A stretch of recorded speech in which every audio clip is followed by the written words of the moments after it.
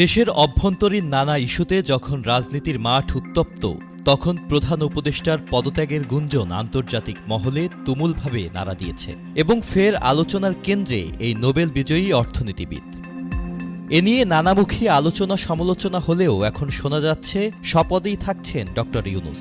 তবে এরই মধ্যে এ ঘটনায় প্রবল ঝাঁকুনি খেয়েছেন দেশের রাজনীতিবিদরা। তাই তারা এই ইস্যুতে ড ইউনূসের সঙ্গে দেখাও করেছেন।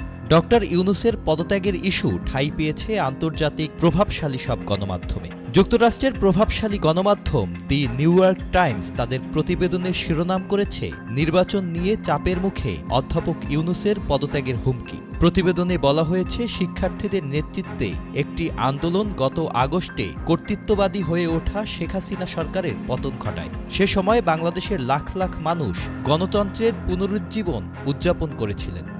এরপর ৯ মাস হতে চললেও অন্তর্বর্তীকালীন সরকার সবাইকে হতাশ করেছে।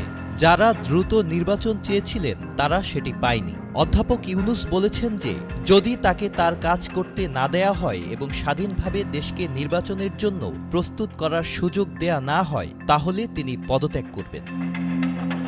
এদিকে রয়টার্স তাদের শিরোনামে লিখেছে, বাংলাদেশের ইউনূস সংস্কার অগ্রগতির অভাবে পদত্যাগ করতে পারেন। একজন শীর্ষ ছাত্রনেতা নাহিদ ইসলামকে উদ্ধৃতি করে প্রতিবেদনে বলা হয়েছে, অধ্যাপক ড মোহাম্মদ ইউনূস দেশের বর্তমান অস্থিতিশীল পরিস্থিতিতে কার্যকরভাবে দায়িত্ব পালন করতে পারছেন না বলে আভাস দিয়েছেন।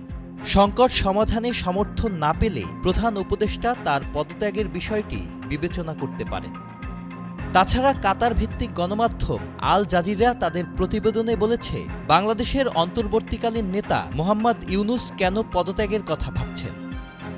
তবে সব শঙ্কা উড়িয়ে দিয়ে প্রধান উপদেষ্টা ড মোহাম্মদ ইউনূস অন্তর্বর্তীকালীন সরকারের পদ থেকে পদত্যাগ করছেন না বলে জানিয়েছেন পরিকল্পনা উপদেষ্টা ড ওয়াহিদুদ্দিন মাহমুদ।